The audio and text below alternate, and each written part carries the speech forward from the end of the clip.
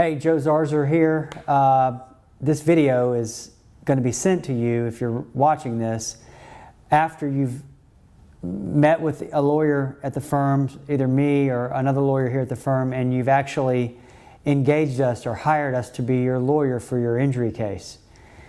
And the reason I'm doing this video is I'm trying to sort of give you an idea again of what to expect next. I think a lot of times in the meeting that we had earlier today or yesterday, whenever we met recently, that sometimes there's so much going on that day, whether it's you're having pain, you're dealing with other issues, transportation issues, and some people are distracted and they don't retain all the things that I say, or they don't have time to take notes, or maybe I don't deliver them well. But in any event, the purpose of this video is so you can go back and review this as needed. So what is next? You've hired us. Now, what can you expect to happen next? And as I explained most likely, or one of us explained most likely in the meeting, what's on people's mind initially is the car. What's going on with the car? What's the next step of the car thing? And that's called property damage. So the property damage part of the case is either going to be where the car's totaled, and in that case, the other side's insurance company will come out and do an appraisal of the car after they have determined and accepted responsibility.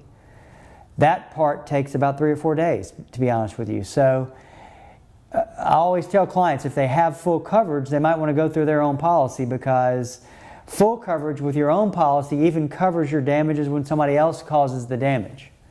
And your company will then just get reimbursed by the other carrier. So if you are going the old-fashioned way and the at-fault party is going to pay for the repairs to your car, or they're going to pay you for your totaled car, then you typically have to wait 3 or 4 days after the wreck, sometimes up to a week, for the insurance company, for the at-fault party, to do their investigation. And that means they have to look at the wreck report, they have to talk to any witnesses, they have to talk to the person that was driving their car, and find out if there's anything they can argue that would relieve them of responsibility. Because if there is, they will probably try to get out of it. That part takes about 3 or 4 to 5 days. And then once they do that, they're going to send an adjuster out to look at your car. Most of the time it's at a tow yard. And then they're going to either declare it a total loss, or they're going to tell you how much they think it's going to cost to fix it. And they have the right to pick the cheaper of the two avenues. If it's cheaper for them to total the car, then they can do that. Even though the car may not be as damaged as you think would necessitate being totaled, they have the option, because if more than 70% of the car is damaged, they have the option, if it's cheaper for them, to total it. So that's what they're going to do first. And a lot of people say to me, well, wait a minute, they want to total my car, but it's going to cost me more money to get back in a different car. That money they're giving me for that car is not going to put me in the same kind of car. And unfortunately, the insurance company does not have to put you in another car. They have to give you money that equals the fair market value of the car that has been totaled. So that's the first part of the property damage. Keeping in mind, if they don't total the car, it gets more complicated. As I discussed with you at the meeting, if it's not totaled, then you are entitled to not only the repair cost, but you're also entitled to diminished value, which is, okay, now this car has been wrecked. And even after it's fixed, it's still going to be worth less money to you. So when they run a Carfax, after you've had the car repaired, and let's say you're trying to sell it 3 years from the wreck, it's going to show that there was a wreck. So you're entitled to those damages that diminish the value of the car because of the wreck. And then the last thing you're entitled to as property damage is the loss of use. Many times the at-fault carrier, insurance company, will pay you to have a rental car, pay for you to have a rental car. The reason they're doing that is not because there's rental car coverage on that policy, because there's no such thing that covers the other party. They're doing it because they owe you for loss of use. They have to pay you every day that you have lost the use of your vehicle. So keep that in mind. So that is called the property damage part of the case. And again, as we told you in the meeting, we typically don't have to get involved in that because it handles itself about 95% of the time. We do have to get involved if it's a weird, like an antique car that's worth a lot of money and there's a dispute about how much it's worth, or there is a big loss of use or diminished value claim for some reason and they don't want to pay it all.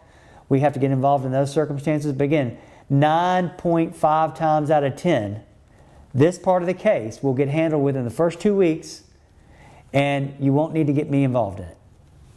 So that's property damage. The next thing that comes up in these cases, and you're going to be dealing with on a daily basis probably, is this thing called PIP. And I've explained to you, or we've explained to you in the meeting what PIP is, but to recap, personal injury protection coverage, everybody in Florida has to buy it. It's a $10,000 benefit. And it's also called no-fault coverage. And the reason it's called no-fault coverage is every insurance policy has it in Florida. And it's called no-fault because it is the first benefit that everybody's entitled to, even the person at fault for the wreck. So look at it this way. Regardless of fault, everybody's entitled to their own no-fault coverage from their own policy. And by law, you have to use that up before you can really get anything else. So everywhere you go and treat, from the date of the wreck to the day that $10,000 is exhausted, you're going to do so with your own car insurance information. The ER should have your car insurance information, even though you're not at fault. All the doctors you go to until that $10,000 mark is reached, and you will get notice of that, should come through your own policy. That's PIP. PIP's important to use because you don't have to pay it back at the end of the injury case that I'm handling for you. So unlike health insurance, when you use health insurance after the $10,000 is gone, we have to pay the health insurance back, or Medicare or Medicaid. We have to pay them back, whatever charges are associated with the wreck, but not PIP. So it's important to use every dime of it to make sure you get the benefit of your policy because you've already paid for that benefit. So medical treatment is the next important thing, and I know we shared this with you in the meeting, but in order for you to have full value for your case, you got to do everything that the doctors are telling you to do. And if you hit a roadblock with any doctor for any reason, you got to let us know.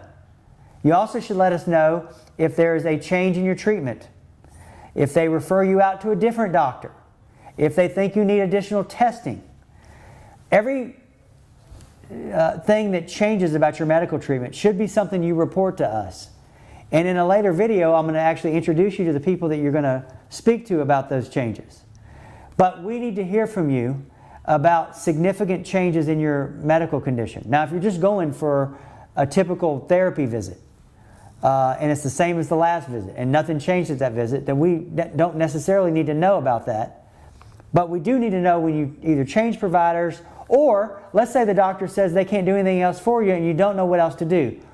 Or another thing that happens a lot is that you get frustrated with a doctor or a provider and you want to know what your options are.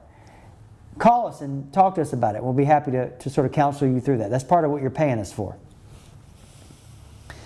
Health insurance is important to know about because after you've gone through the PIP, all your medical expenses are going to have to be paid by somebody. They're going to either come out of your checking account, which a lot of people don't want to do, right?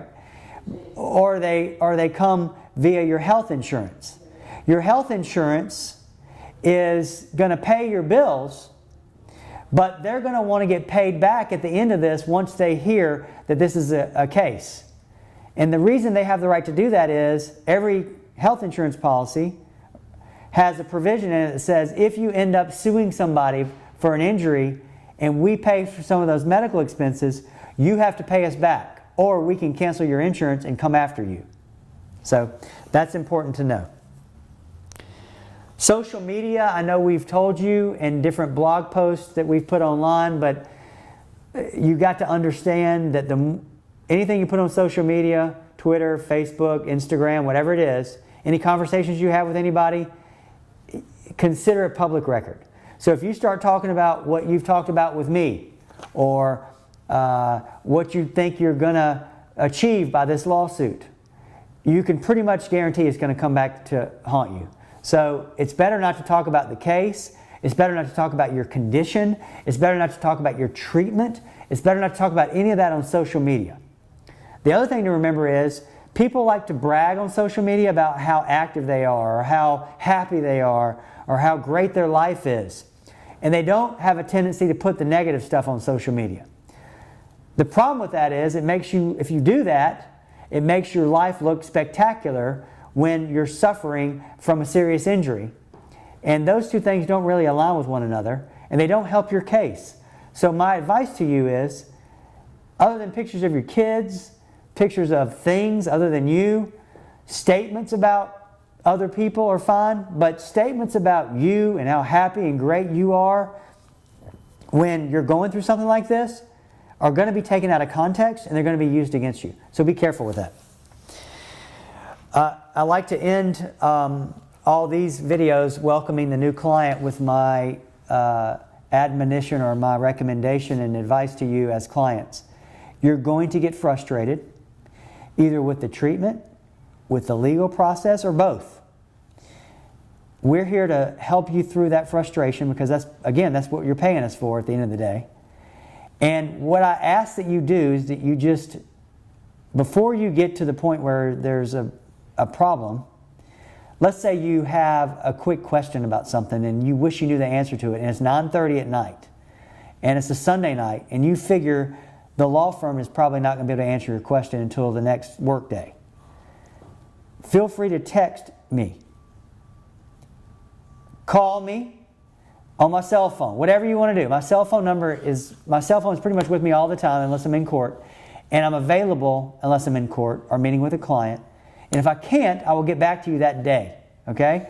But my point is this: before you get frustrated, you have been told, you've been noticed, I put you on notice that you have my cell phone number, 850-380-4444, and I think Will's going to put it on the screen somewhere right here. And I want you to understand, you're supposed to use that before you get frustrated, because I don't really want you frustrated. And if you call me frustrated, what I'm going to say to you is, I'm not sure why you're frustrated, because I told you to call me before you got frustrated. So fortunately, I hadn't had many people frustrated with me, but when I do, I remind them of that, and they immediately stand back and they're like, yeah, he did give me his cell phone number. I don't know why I'm frustrated. My point is this: people get frustrated because they don't have information. It's not available to them as quickly as they want it to be, and I'm telling you it is. All you got to do is ask. I'm not going to think to call you every time something happens in your case unless it's significant, okay? But if you're wondering what's going on with your case, and you're thinking, why that lawyer hadn't let me know what's going on with my case? Well, because I told you to call my cell phone or text me if you needed to know something, or you were thinking about your case and wanted to know something, to feel free to text me. I promise it is completely 100% acceptable, and I want you to do it, okay? In the next series of videos that are also going to be attached to this posting is an introduction to the different members of the team here that will be assisting you first. We have a pre-suit department, which is the department that handles 85 to 90% of the cases that go away without having to file a lawsuit. And then, of course, we have the litigation department. And then we have the distribution folks that handle the case after it's over with and get you the money, the fun part. So here we are dealing with the very first things I want to tell you as your lawyer and the associates here. Obviously, if you met with one of them, I know they explained to you that I'm the principal lawyer here and that I touch everything, okay? I'm involved in every case. So if you hired this law firm to represent you, you've hired me. Whether you've met with me yet or not, you've hired me. So I'm your point of contact. I look forward to visiting with you in later videos and speaking with you about your case as it progresses. We're here for you. Contact us anytime. You can find us on the web at zarzaurlaw.com. You've got the office number at 850-444-9299. It's here. The Destin number, we can also put on the screen for the Destin folks. And then you can also obviously call my cell phone. You've got that number, 850-380-4444. Thank you.